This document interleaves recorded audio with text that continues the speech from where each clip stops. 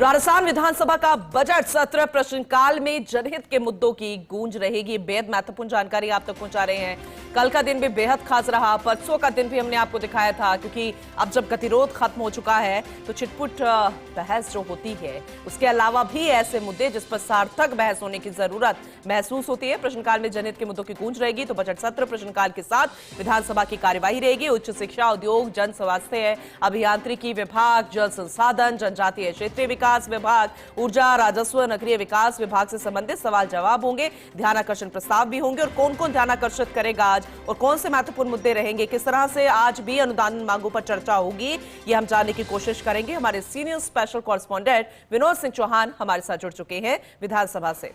Vinod ji, good morning. आज का दिन भी बेहद महत्वपूर्ण, इंतजार है 11 बजे का जब कार्यवाही शुरू होगी, प्रश्नकाल शुरू होगा, लेकिन आज भी कई ऐसे महत्वपूर्ण बिंदु हैं जिस पर हम उम्मीद कर रहे हैं, जनता उम्मीद कर रही है। क्या लगता है आज किस तरीके का दिन रहने वाला है?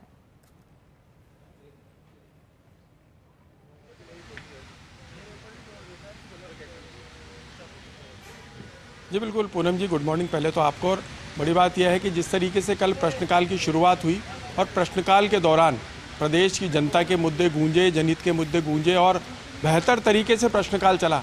देखिए, विभागीय मंत्रियों ने बेहतर तो जवाब दिए ही, इसके साथ ही विधानसभा अध्यक्ष के चेहरे पर प्रसन्नता थी कि इस बजट सत्र के दौरान जो कल प्रश्नकाल हुआ है उसमें जनता के मुद्दों की गूंज रही और पक्ष विपक्ष के तर्क भी सामने आए, सवालों के जवाब भी सामने आए। लेकिन 1 घंटे का जो समय रहा प्रश्नकाल का, बहुत बेहतर रहा। माना जा सकता है कि कल की तरह आज भी प्रश्नकाल बेहतर रहेगा और जनता के मुद्दों की जो गूंज है वो सुनाई देगी। और बड़ी बात यह है, देखिए, कि आज का दिन महत्वपूर्ण इसलिए है कि जलदाय विभाग और जल संसाधन विभाग की अनुदान मांगें पारित होंगी, उन पर चर्चा होगी, क्योंकि सरकार के डीम प्रोजेक्ट PKC-ERCP को लेकर के विपक्ष घेरने की तैयारी करेगा। यमुना जल समझौते की बात होगी और एक बड़ी बात यह है कि पूरे प्रदेश में सरकार का फोकस है सिंचाई और पेयजल प्रबंधन पर। PKC-ERCP के तहत 17 जिलों को पेयजल उपलब्ध कराने की कार्रवाई शुरू हो गई है। पहला चरण चल रहा है, तमाम कार्य धरातल पर चल रहे हैं और 5 से 6 घंटे अनुदान मांगों पर इसी को लेकर चर्चा होगी। हालांकि विपक्ष अपनी बात रखे, लेकिन जिस तरीके के काम, क्योंकि पिछले बजट में 90,000 करोड़ रुपए अगले 5 साल में जल प्रबंधन के लिए दिए गए, किस तरीके से राजस्थान में जल प्रबंधन होगा और किसान के खेत तक सिंचाई का पानी पहुंचेगा, तो उन तमाम चीज़ों को लेकर के सरकार काम कर रही है। और आज जल संसाधन मंत्री और जलदाय मंत्री अनुदान मांगों पर अपनी बात भी रखेंगे, जवाब भी देंगे, बहस भी होगी। लेकिन मैं आपको बता दूं कि प्रश्नकाल के साथ जब कार्रवाई शुरू होगी तो उच्च शिक्षा, उद्योग, जलदाय, जन स्वास्थ्य, अभियांत्रिकी के अलावा जनजातीय क्षेत्रीय विकास और ऊर्जा के अलावा नगरीय विकास विभाग के जो प्रश्न हैं वो खास रहेंगे। इसके अलावा देखिए, आप सदन में जो ध्यानाकर्षण प्रस्ताव लाया जाएगा वो श्री चंद्र कृपलानी लेकर आएंगे। प्रदेश के गाँवों की सीमा में लगी चारागाह भूमि को आवश्यकता अनुसार आबादी भूमि में परिवर्तन करने के संबंध में वो ध्यानाकर्षित करेंगे और राजस्व मंत्री का ध्यान आकर्षित करेंगे। इसके अलावा विधायक मनीष यादव अपने शाहपुरा क्षेत्र में शाहपुरा से जयपुर के बाहर बाईपास स्वीकृत किए जाने के संबंध में उप मुख्यमंत्री का ध्यान आकर्षण करेंगे। और सदन में जो याचिकाएं लाई जाएगी उनमें कालीचरण सर्राफ, जयपुर के करतारपुरा नाले पर जयपुर दिल्ली रेलवे लाइन के समीप जो है नाला बना हुआ है, वहाँ राधा कृष्ण नगर को जोड़ने वाली पुलिया की ऊंचाई बढ़ाने, क्योंकि बरसों से इस पुलिया की ऊंचाई बढ़ाने की आस है और अगर पुलिया की ऊंचाई बढ़ जाती है तो वहाँ से आने जाने वालों को काफ़ी सुविधा होगी। और सदन में जो याचिकाएं लाई जाएंगी वो एक याचिका विधायक संदीप शर्मा भी लाएंगे। प्रदेश के कर्मचारी बोर्ड, राजस्थान आवासन मंडल के कर्मचारियों को राज्य के अन्य कर्मचारियों और पेंशनर्स के अनुरूप RGHS की तर्ज पर स्वास्थ्य सुविधाएं उपलब्ध कराने की वो याचिका पेश करेंगे। इसके अलावा जो है विधायक लादूलाल पिलानिया जो लाएंगे याचिका, वो रहेगी कि उपखंड मुख्यालय रायपुर के सामुदायिक स्वास्थ्य केंद्र को उप जिला चिकित्सालय में क्रमोन्नत किया जाए।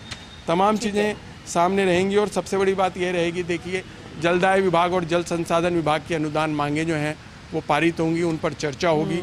सरकार के डीम प्रोजेक्ट को लेकर के सरकार के पक्ष में तो बातें रखेंगे, लेकिन विपक्ष भी कई चीज़ों को लेकर घेरने की तैयारी मिलेगा। हालांकि सरकार अगले 5 साल में राजस्थान में नदियों को जोड़ने के कार्यक्रम के तहत 6 जिलों को, जो सूखे क्षेत्र हैं, 6 सूखे जिले हैं, उनको तो तरबतर करेगी और 17 जिलों में सिंचाई का पानी आएगा, पेयजल आएगा। तो तमाम चीज़ों को लेकर के आज खास दिन रहने वाला है। लेकिन सबसे ज़्यादा निगाहें प्रश्नकाल पर रहेंगी कि प्रश्नकाल में जनता के मुद्दों की गूंज रहे और शांतिपूर्ण तरीके से विपक्ष भी अपनी बात रखे और जो विभागीय मंत्री हैं वो भी अपने जवाबों से विधायक को और विपक्ष को भी संतुष्ट करने का प्रयास करेंगे।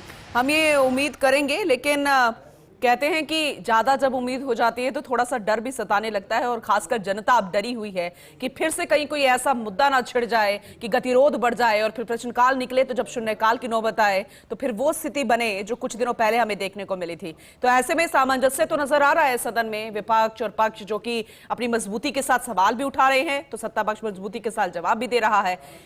इसके अलावा अगर देखा जाए तो स्ट्रैटेजी के तहत विपक्ष कितना मजबूत अब इन दिनों नजर आ रहा है, क्या वो कामयाब हो पा रहा है अब जनता के मुद्दे उठाने में?